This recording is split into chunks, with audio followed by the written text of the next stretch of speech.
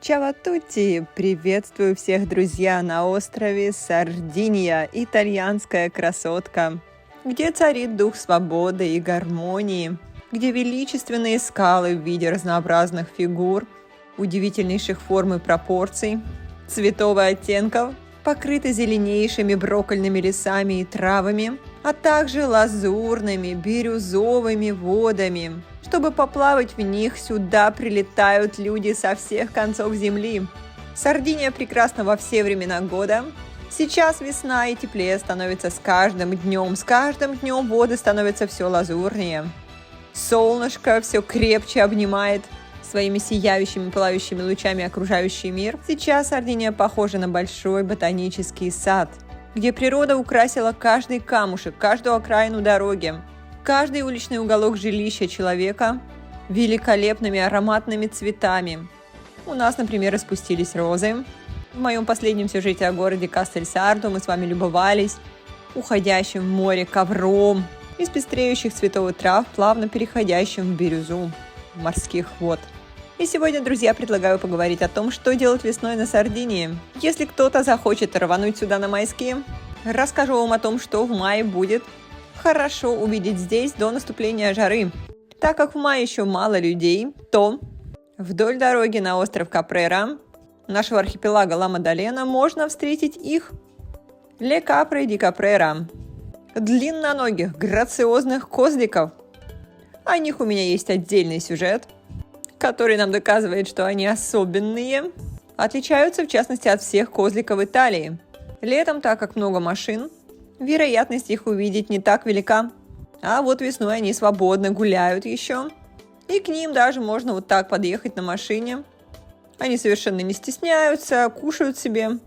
Посмотрите, какие они красивые, какие они забавные. Несколько раз я их встречала по дороге к пляжу Кала Сирена.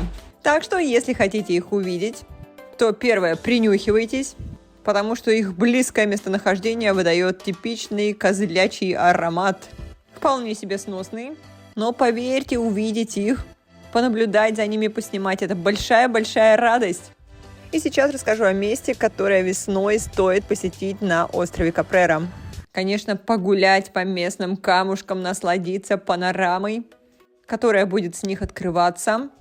И так как еще не жарко в апреле-мае, то рекомендую отправиться к далеким пляжам, дорога до которых будет занимать 45 минут, а то и час. По жаре идти сложновато, спускаться, подниматься по каменным узким дорогам, посмотреть, какие цветные красивые скалы, пестрые.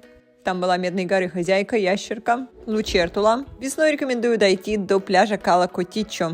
Туда можно только с гидом, дорога непростая. Я немного его показывала, уже говоря о топе пляжей Сардинии. Это тот пляж, по дороге на который я плакала. Думала, что не дойду. Скачусь в обрыв.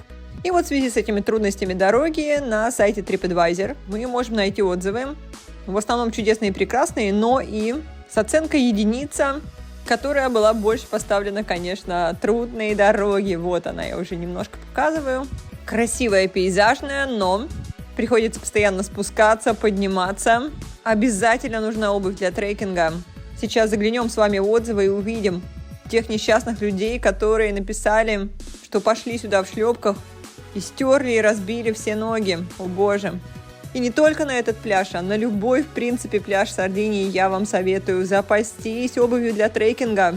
Начнем с хороших отзывов. Пишут, что восхитительно, прекрасно, но все пишут, что дорога трудная. И почти все пишут, берите с собой больше воды и что-нибудь перекусить. На перекус можно взять вот такую вкусную штучку. Это хрустящее слоеное тесто. Таким человечком в национальной сардинской кепочке. И лучше берите вот в пластиковом ведерочке, чтобы тесто не раскрошилось. Штука вкусная и полезнее будет, нежели чипсы. На Сардинии это обычно употребляют во время аперитива, делая такой перекус чаще перед ужином. На пляж Кала Котиччо можно только, кстати, с гидом. А вот на пляж очень похожий на Кала Котиччо, который называется Кала Наполитана, на него можно без гида. Дойти до него проще. По красоте он практически не уступает своему собрату, который находится на другой стороне Капрера. И вот мы видим отзыв с единицей, где девушка пишет, что местами даже опасно, камни под ногами осыпаются, то дорога долгая. Возможно, она попала туда тоже после дождя, как и я. и камни под ногами были скользкими. Вот поэтому на такие пляжи с длинной дорогой через скалы не советую идти после дождей. И если время позволяет, лучше подождать. И вот девушка пишет, что были подготовлены, поэтому все сложилось. Их впечатление даже дорогой не было испорчено. И были еще те люди, кто писал, что дорогу осилили, было жарко. Тяжело, но когда явились, еще и поняли, что многолюдно, что все 40 машин, которые были на парковке наверху, все их пассажиры внизу. Также полным-полно яхт. Кстати, на яхте сюда тоже можно приплыть. И вот он!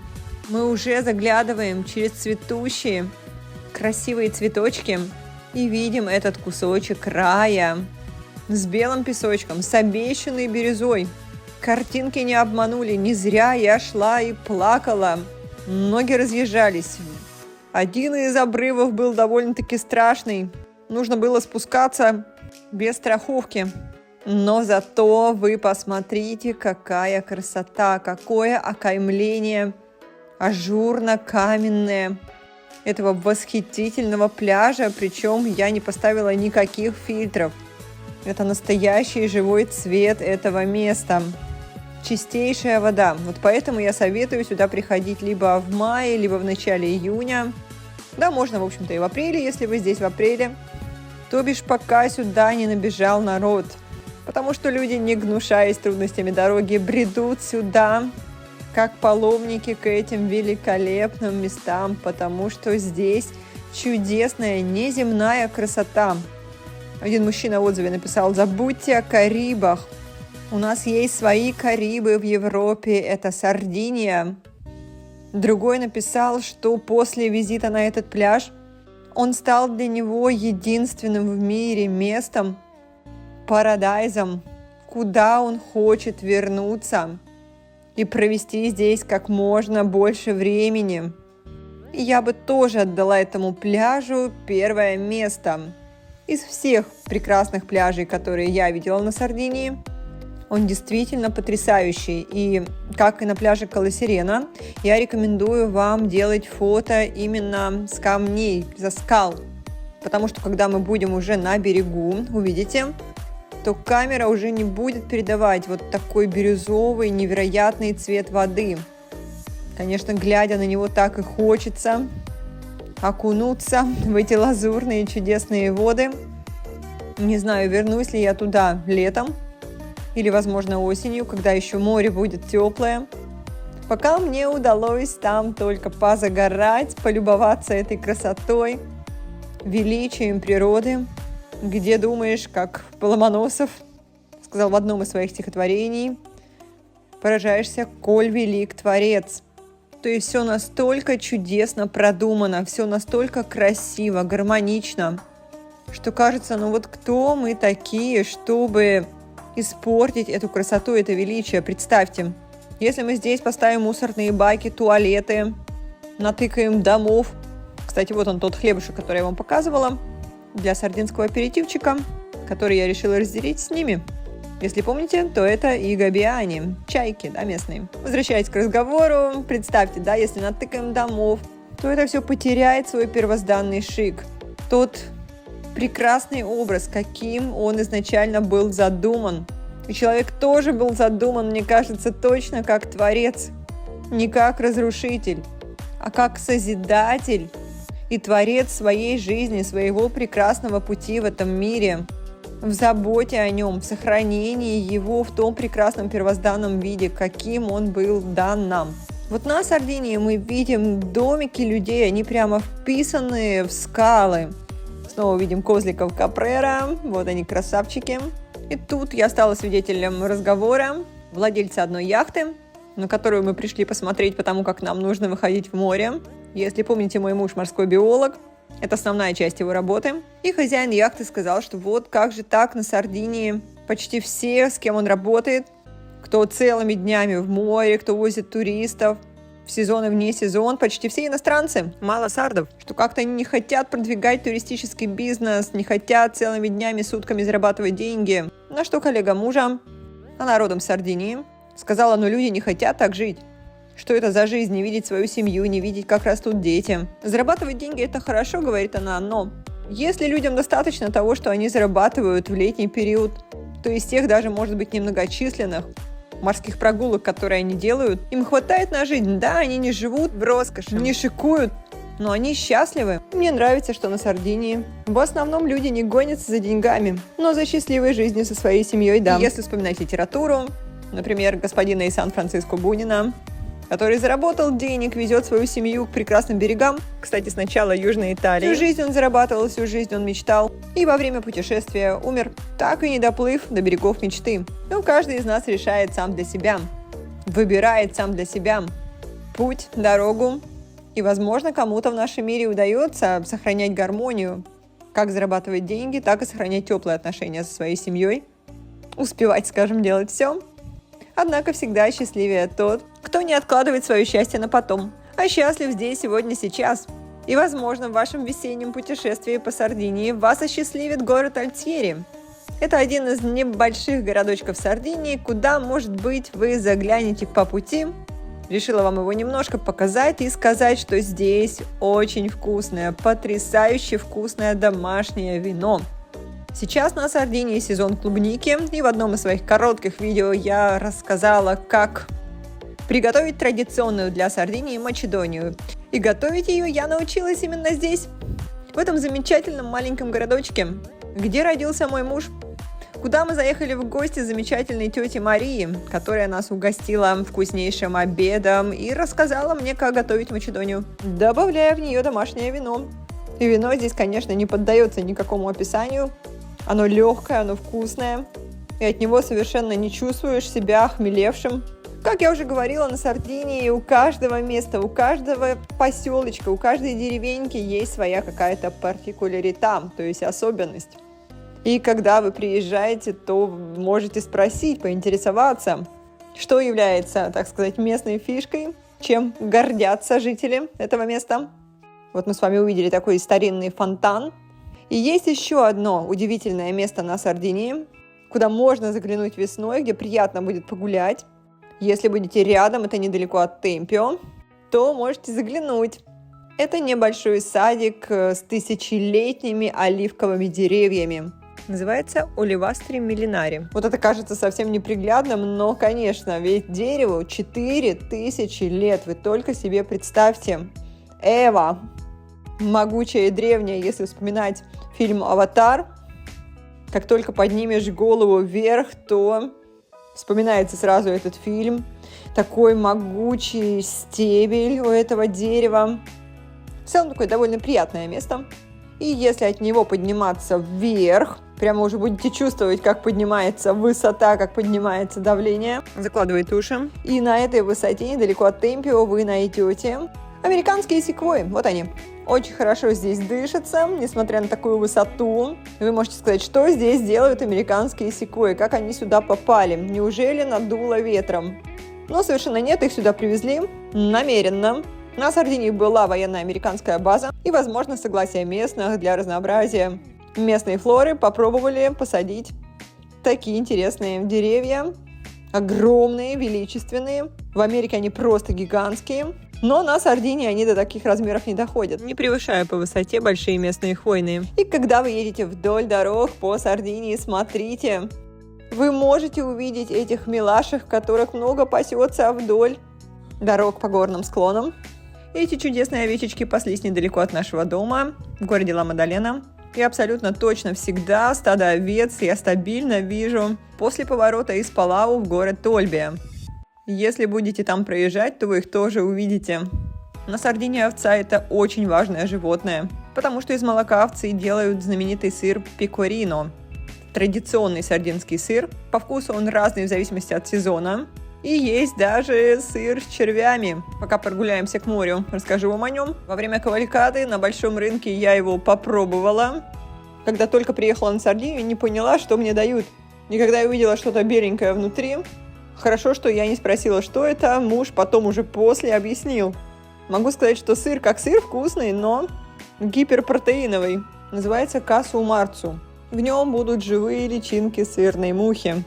Так что если вам предложат отведать, то смотрите, что за сыр. И отведайте его не по незнанию, а по доброму желанию, в отличие от меня. Из-за него Сардиния попала в топ списков мира с самыми ужасающими блюдами. И весной на Сардинии мы можем любоваться также в мае уже скатанными стогами сена и тихими озерами рядом с городом Аджус. Находится вот такое озеро, где есть белые уточки. Если будете проезжать, тоже можете заглянуть, остановиться, как это сделали мы. Вот такое романтическое. Но вечером довольно-таки прохладно. Берите с собой курточки. Потому что я помню, май на Сардинии всегда отличается тем, что днем жарко, а вечером довольно-таки холодно. Температура контрастно меняется.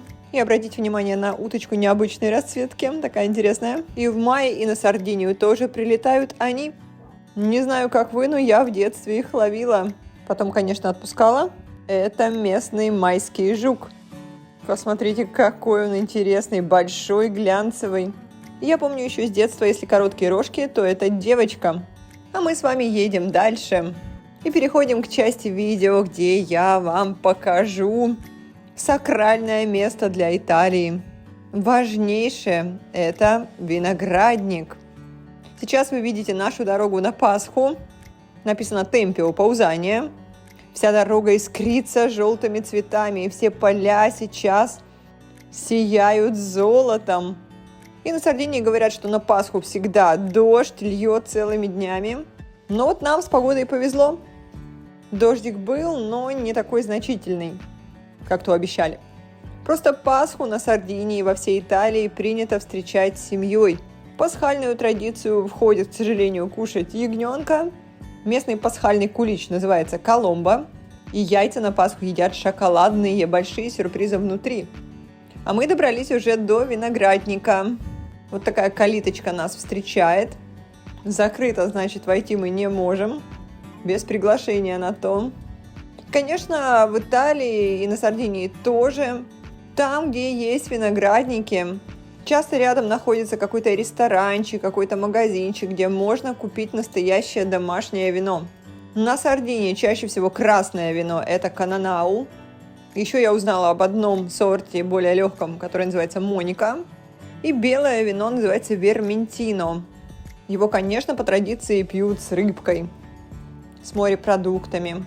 Но в некоторых регионах Сардинии также считается нормальным пить красное вино с рыбкой, к примеру. Местная марка, которая идет на импорт, скажем, в первых рядах, называется Сидура. По-итальянски Сидура – это значит соблазнение. А здесь так называют местечко, где производят это вино. Его мы всегда проезжаем, когда едем домой из Ольбии. Конечно же, на Сардинии, как во всей Италии, есть винные фестивали, где можно будет продегустировать разные сорта. Только надо помнить, что вино на Сардинии крепкое. Обычно 13-14 градусов. А вот с помощью этого дерева вино закрывают, и оно продолжает несколько дышать, а значит жить. Это ла кверча, то есть дуб. И почему же он оголенный? Потому что раз в 9-10 лет на Сардинии с пробкового дуба, а это именно он, ла кверча да сугеро, ну часто его просто называют сугеро, именно из его коры делают настоящие отличные пробки для вин. Дожидаются, когда вековой дуб достигнет возраста 15-20 лет. Аккуратно снимают с него ла кортеча, то есть кору. Затем ее моют и в течение полугода высушивают. Это такой довольно серьезный процесс. Поэтому вина с такими натуральными пробками дорогостоящие довольно-таки. И надо сказать, что 80% всех пробок Италии изготавливается именно на Сардинии. Сардиния – поставщик номер 1 коры дуба, а еще на Сардинии из нее делают и сумки, и кошельки, и даже сандали. И это еще не полный список. Поэтому questo albero è importantissimo, то есть это дерево важнейшее для Сардинии, а это вкусное вино Моника. Если видите надпись «Дог», значит точно хорошее. И, конечно, закрыто дубовой пробочкой. Как и это лимончелло, которое дома здесь умеет готовить каждая добросовестная хозяйка.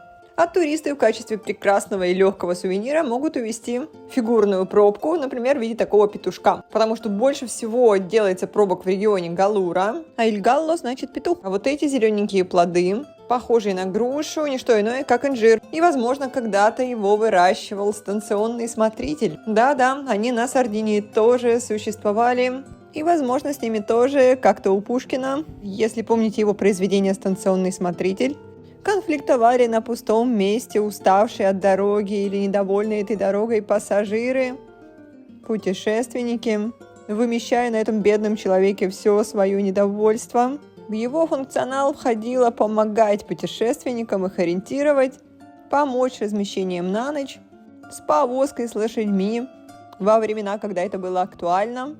Вот, кстати, этому дереву, вероятно, около 200 лет, судя по количеству колец внутри. И если у Пушкина станционный смотритель жил в маленькой избушке, в крайней бедности, то станционный смотритель на Сардинии жил в большом доме, на лоне природы в окружении трав и цветов. И мы, наконец, добрались до Темпио, где нас ждал чудесный ужин, сладкий кулич Коломбо от Тремария. Обычно эта фирма славится хорошей вкусной выпечкой, печенье, вафельки, кексы, все от них. Высокого качества и, главное, вкусно. Часто в куличах встречается вкус шоколад и груша, пера – это груша. И сам Коломбо сделан в виде птички. У нас в старину тоже пекли печенье в форме птиц, я помню, что знаменовало приход весны. И вот такие шоколадные яйца едят на Сардинии, как и во всей Италии. Если мы с вами зайдем в магазин, то найдем как для детей, так и для взрослых. Темный шоколад, молочный шоколад, белый шоколад. И внутри будет сюрприза. Самая популярная и вкусная марка, вот это Баули, стоит яйцо 15 евро, но внутри может быть даже настоящий серебряный браслетик. И если помните, весной проходит национальный фестиваль Кавалькада. Я о нем уже рассказывала. В этом году он состоится 18 мая в городе Сассари, куда съедется вся Сардиния, чтобы продемонстрировать свои традиции, свои национальные костюмы, национальную еду и, конечно, очаровательных лошадей. Я поеду на вторую часть праздника, которую еще не видела. Это трюки и состязания на лошадях. Обязательно вам ее покажу. Если будете на Сардинии, загляните, отличное зрелище. К тому же 2 дня будет большой рынок, где можно, в частности, продегустировать вина. И вкуснейшие сыры. Даже, может быть, купить кошелек из пробкового дерева. Или что-нибудь еще оригинальное. В субботу перед кавалькадой будут жарить угрей, а затем отплясывать под национальную музыку на Большой площади. Можете посмотреть мое видео с прошлого года. И, возможно, захотите стать живым зрителем этого чудесного мероприятия. Итак, друзья, подведем итоги. Весна на Сардинии – это буйство ароматов, буйство цветов, красок. Это возможность посетить пляжи, дорога до которых летом будет непроста в жару. Если не получится с гидом попасть на пляж Кала Котичо, то отличной заменой ему будет пляж Кала Наполитано, куда можно без гида, дорога к нему проще, можете посмотреть мое видео об этом пляже. Или к еще одному пятнистику, который называется Кала Сирена. Тоже можно без гида, еще проще дорога, в 10-15 минут от парковки. И он тоже не менее обворожительный. Также весна – замечательное время заглянуть в сардинские уютные красивые города, такие как город-остров Кастель-Сардо. Вот он чудесный. Боза, Альгьеро, все они просто великолепные. Как весной, так и летом. А для тех, кто любит трекинг, быть наедине с природой, конечно, рекомендую увидеть Кандео, побродить по ажурным, невероятно красивым скалам бывшей военной крепости, которая в скалы запрятана, построена в виде замка улитки. И скалы там разные, невероятные красоты. Вот, например, такие коридоры. Находится Кандео на острове Капрера, архипелаг Ла-Мадалена, недалеко от нашего дома. И там можно просто шикарно погулять, наслаждаясь и морскими панорамными видами в том числе. У меня об этом месте есть отдельное видео на канале, если заинтересовало, посмотрите. Может быть, возникнет желание увидеть это место своими глазами. Я, признаться честно, была очень впечатлена. Есть еще одна заброшка, которая называется Опера Пунта-Росса, но на ней отлично летом встречать закат, потому что она соседствует с 2 великолепными пляжами, после отдыха на которых купание можно смело будет идти прямо и встретить великолепный закат солнца на ступеньках этой заброшенной крепости. Вот такой вот он там романтичный. Об этой крепости и о ее пляжах у меня тоже есть отдельное видео на канале. Друзья, видео получилось довольно насыщенным, очень надеюсь, что полезным. Что-то новенькое узнали, что-то красивое увидели. получили бодрый заряд и вдохновение на новые путешествия. Благодарю вас за просмотр этого видео. Желаю, чтобы у нас в голове были всегда позитивные цели, прекрасные мечты, планы. Если верить психологам, они продлевают жизнь. Буду очень рада снова видеть вас на моем канале. Буду благодарна за лайк. Подписывайтесь, если вы меня еще не знаете. Даже в коротких видео я всегда стараюсь выкладывать что-то интересненькое. Надеюсь, до новых встреч, друзья. Чао!